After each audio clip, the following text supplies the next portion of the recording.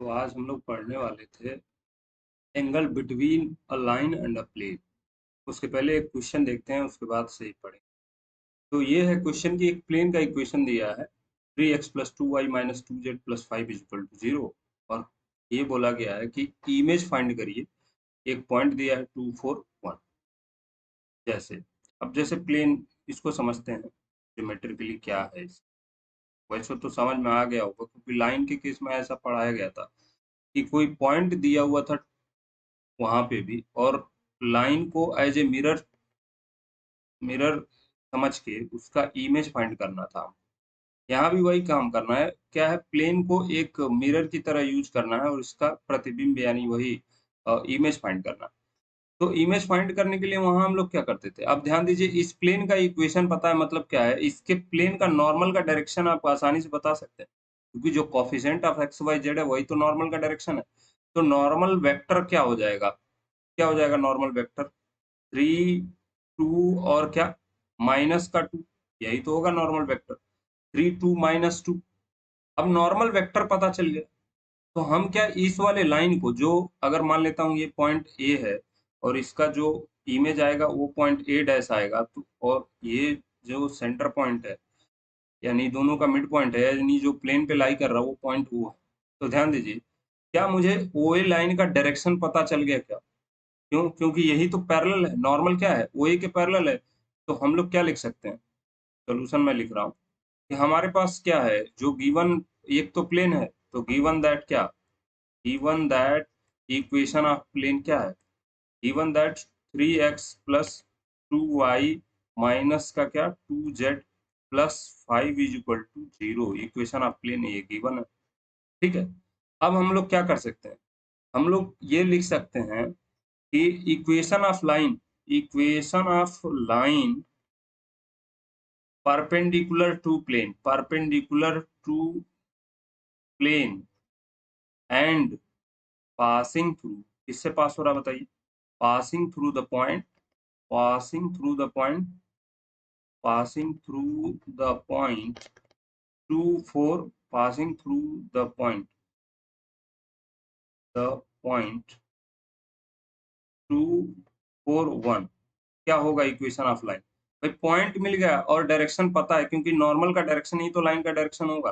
तो क्या हो जाएगा, बेसिकली हमारे पास है पॉइंट 2 4 1, यही तो है। तो x - 2 y - 4 और z - 1, ये तो हमने पढ़ा था ना इक्वेशन ऑफ लाइन कैसे लिखते हैं। अब क्या करूं, इनको डायरेक्शन दे दूं किसका, 3 2 - 2 का, तो ये डायरेक्शन दे दे रहे हैं हम लोग 3 2 - 2। ये क्या आया मेरे पास, ये आया equation of line perpendicular to the plane and passes through this point 1 2 4 से पास होता हुआ। इक्वेशन ऑफ लाइन आ गया। अब हम लोग क्या करेंगे, इस लाइन को क्या पॉइंट फॉर्मेट में लिख सकते हैं।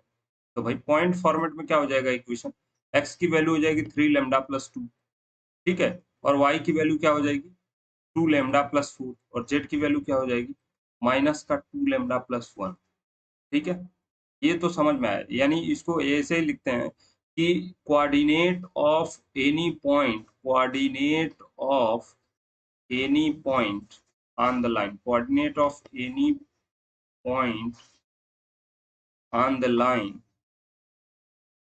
On the line is given by this. या ये भी कह सकते हैं कि पॉइंट फॉर्मेट में क्या है, लाइन का इक्वेशन है, यानी लैम्डा की वैल्यू मैं बदलता जाऊंगा, इक्वेशन ऑफ जो लाइन दिया हुआ है उसके सारे पॉइंट्स को डिनोट करता जाएगा वो।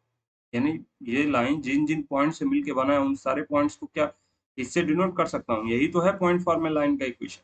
यानी किसी न किसी लैम्डा के लिए, for their exist a lambda, कि ये ओ पॉइंट को डिनोट करेगा, for their exist a lambda, किसी न किसी लैम्डा के लिए ओ पॉइंट को डिनोट करेगा। ठीक है, तो इफ दिस पॉइंट डिनोट्स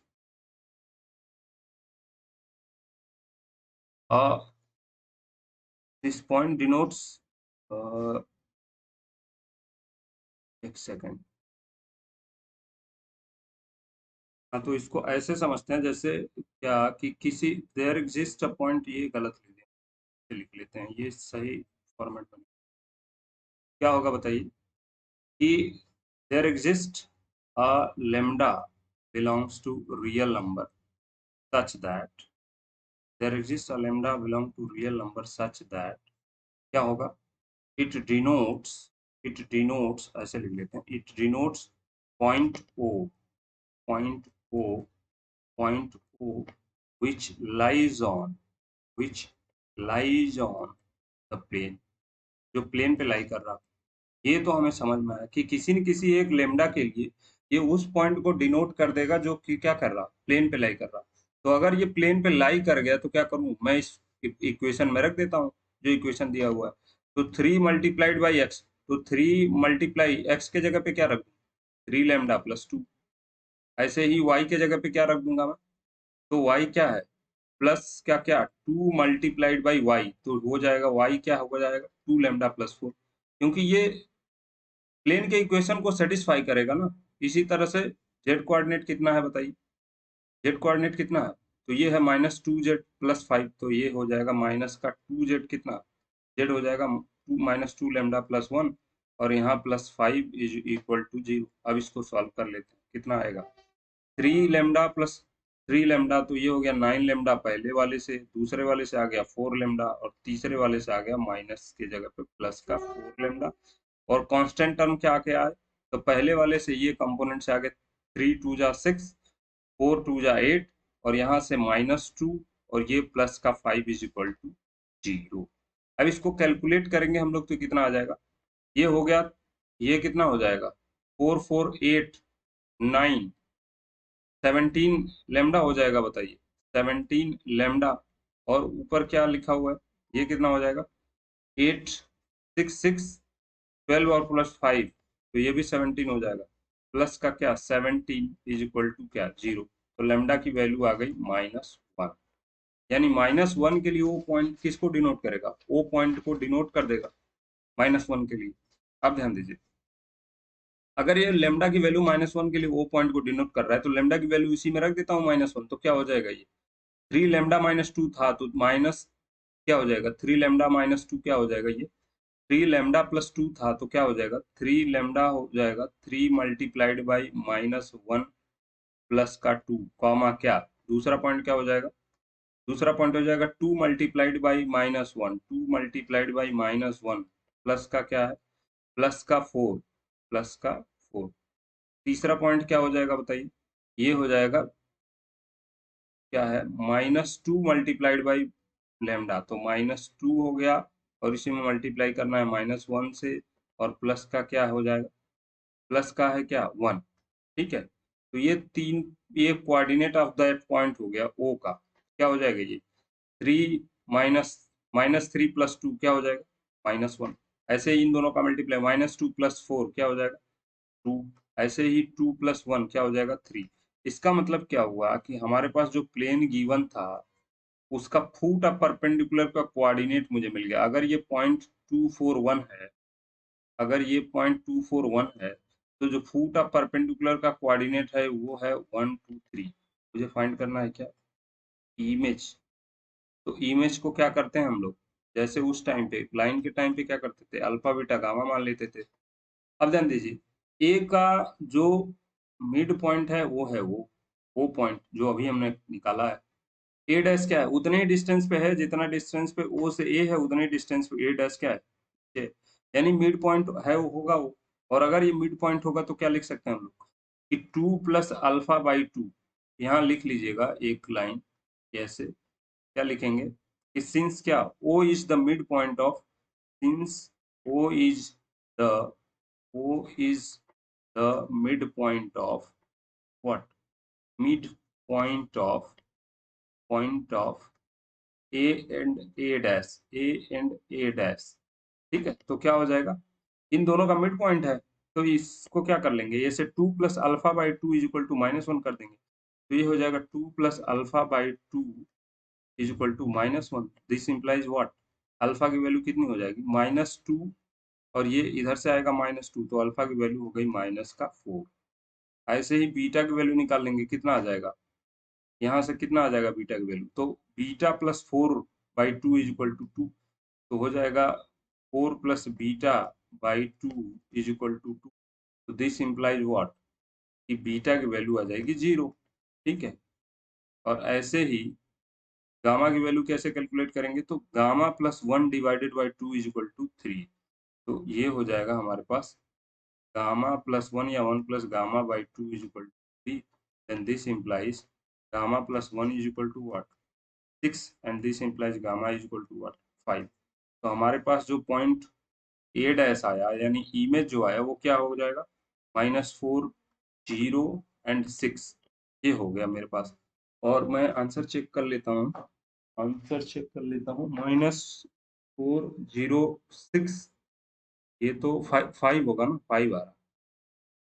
ठीक है, तो ये हो गया। ठीक है, अब हम लोग पढ़ते हैं angle between plane and lines. Angle between a line and a plane, angle between a line and a plane, ये पढ़ते हैं, a line and a plane. अब ध्यान दीजिए, तो इसके पहले हम लोग क्या क्या पढ़ चुके हैं, angle between two planes, angle between two lines, angle between line and plane जा रहा है पढ़ने। मान लेता हूं मैं कि एक प्लेन है, ये प्लेन है। ठीक है, इसको कोई लाइन इंटरसेक्ट कर रही, मान लेते हैं हम लोग ऐसे कोई लाइन इंटरसेक्ट कर रही। ठीक है, तो अगर मुझे फाइंड करना है कि angle between the plane and this line कितना है, तो ये ही एंगल होगा, बताइए। मान लेता हूं मैं क्या है, थीटा है। ये नॉर्मल क्या होगा, प्लेन के परपेंडिकुलर होगा। तो नॉर्मल और इसके लाइन के बीच का एंगल कितना हो जाएगा, 90 डिग्री माइनस थीटा। अब ध्यान दीजिए, क्या मुझे नॉर्मल वेक्टर पता है, हाँ प्लेन का नॉर्मल वेक्टर तो गिवन होगा, और लाइन का क्या हमें पता होगा क्या कि इसका डायरेक्शन क्या है। डायरेक्शन मतलब क्या, डायरेक्शन रेशियोज, तो ये भी पता है। जैसे ही मुझे ये पता चल गया, इनके बीच का एंगल भी पता है, इसका मतलब क्या है कि वही कि cos 90 माइनस थीटा। भाई दो वेक्टर पता है तो उनके बीच का जो कोसाइन है वो कैसे निकालते हैं, पहले वाले वेक्टर का यूनिट वेक्टर डॉट दूसरे वाले वेक्टर का यूनिट वेक्टर, कहानी खत्म। बस इतना ही था। तो ये क्या हो जाएगा, cos 90 माइनस थीटा होता है sin थीटा। अब ध्यान दीजिए, एन वेक्टर जो है वो हम मान ले रहे हैं कि ये है a1 b1 c1। ऐसे ही लाइन का जो वेक्टर है, वेक्टर ए, इसको मान ले रहा हूँ a2 b2 c2 वेक्टर। ये हो गया डायरेक्शन a2 b2 c2, ये C2 यहाँ लिख दे रहा हूँ मैं। ठीक है, A2 B2 C2। ठीक है, तो ये क्या हो जाएगा, इन दोनों का डॉट प्रोडक्ट, यूनिट वेक्टर का डॉट प्रोडक्ट होगा। तो कैसे निकालेंगे आप, सबसे पहले तो हम लोग यूनिट वेक्टर कैलकुलेट करेंगे। तो एन कैप क्या हो जाएगा, तो vector n divided by n का, एन वेक्टर का मॉडुलस। तो ये आराम से आप लोग कैलकुलेट कर लीजिएगा, A1 B1 C1 divided by क्या, इसी का मैग्नीट्यूड। तो मैग्नीट्यूड में क्या आएगा, अंडर रूट में A1 का स्क्वायर प्लस B1 का स्क्वायर प्लस C1 का स्क्वायर, यही तो आएगा। और ऐसे ही मैं अगर चाहूँ तो एक कैप भी कैलकुलेट कर लूंगा, कैसे, vector A divided by vector A का मॉडुलस क्या हो जाएगा, ये A2 B2 C2। ठीक है, डिवाइडेड बाई क्या होगा, अंडर रूट में इसी का मॉडुलस, इसी का जो स्क्वायर्स का सम, A2 square B2 square plus C2 square, ये सबको समझना है। अब हमको लिखना है साइन थीटा। ठीक है, साइन थीटा ये है A cap dot N cap, भाई पहले वाले वेक्टर का यूनिट वेक्टर डॉट दूसरे वाले वेक्टर का यूनिट वेक्टर, और दोनों का, ये दोनों हमने निकाल रखा है यहाँ पे। तो आप मल्टीप्लाई कर दीजिए सिंपली, क्या हो जाएगा, फॉर्मूला तो वही आने वाला, A1 A2 plus B1 B2 plus C1 C2 divided by क्या, अंडर रूट में A1 का स्क्वायर B1 का स्क्वायर C1 का स्क्वायर, और दूसरे अंडर रूट में क्या होगा, इनटू अंडर रूट में क्या हो जाएगा, A2 का स्क्वायर प्लस B2 का स्क्वायर प्लस C2 का स्क्वायर।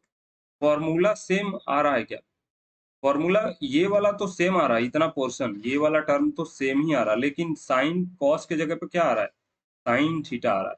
इसका मतलब क्या है कि अगर मैं कंडीशन लिखूं, कंडीशन किस चीज के लिए, पैरेलल और परपेंडिकुलर होने के लिए, कि दो लाइंस पैरेलल कब होंगी, दो लाइंस कह रहा हूँ, लाइन और प्लेन पैरेलल होंगी तो क्या होगा condition, condition for line and plane to be parallel, line and plane to be parallel, line and plane to be parallel, क्या हो जाएगा कंडीशन, पैरेलल होने के केस में क्या होता है, इनके बीच का एंगल 0 हो जाएगा, यानी नॉर्मल।